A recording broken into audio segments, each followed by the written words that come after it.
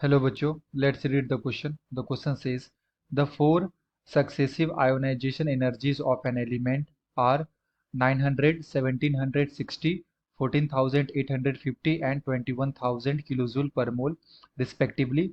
The number of valence electron is.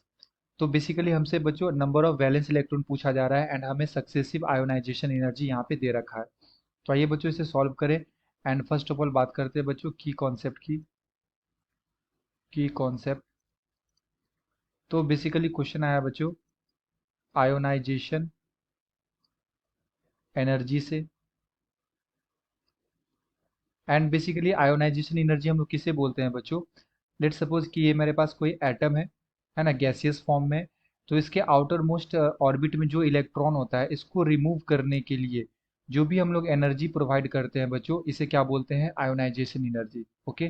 तो हमारे पास कोई मान लो अगर हमारे पास एटम है, गैसियस स्टेट में है, तो यहाँ से हम लोग क्या करेंगे, इलेक्ट्रॉन को रिमूव करेंगे तो ये एम गैस में जाएगा। तो जो भी एनर्जी देना पड़ेगा बच्चों इसे क्या बोलते हैं, आयोनाइजेशन एनर्जी बोलते हैं। एंड आयोनाइजेशन एनर्जी बच्चों डिफरेंट डिफरेंट फैक्टर पे डिपेंड करते हैं।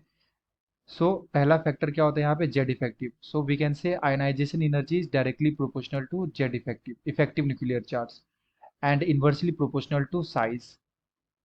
ओके बच्चों, तो ये होता है हमारा आयोनाइजेशन एनर्जी। एंड यहाँ पे हमें सक्सेसिव दे रखे हैं, यानी कि एक बार हम लोग रिमूव करेंगे इलेक्ट्रॉन को तो जो हमारा IE1 होगा ये हमें दे रखा है 900 किलो जूल पर मोल। उसके बाद बच्चों सेकंड जब हम लोग इलेक्ट्रॉन को रिमूव करेंगे तो इसके लिए IE2 लिखेंगे, आयोनाइजेशन एनर्जी 2। तो ये हमें दे रखा है 1760 किलो जूल पर मोल। एंड थर्ड के लिए दे रखा है हमें IE3 का वैल्यू 14,850 किलो जूल पर mole. And fourth ionisation energy हमें दे रखा है यहाँ पे बच्चों 21,000 किलो जूल पर मोल।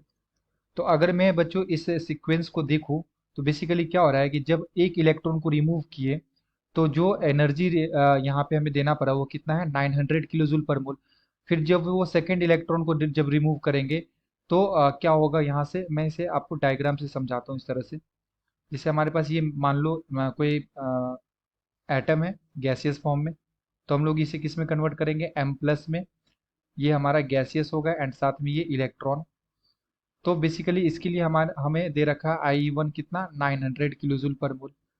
अब अगेन क्या करना है, ये जो हमारे पास M प्लस बना है बच्चों गैसियस, इससे फिर से क्या करना है, एक इलेक्ट्रॉन को रिमूव करना है। तो ये हो जाएगा M2 प्लस, एक इलेक्ट्रॉन और रिमूव करेंगे तो यहाँ पे इलेक्ट्रॉन आ जाएगा।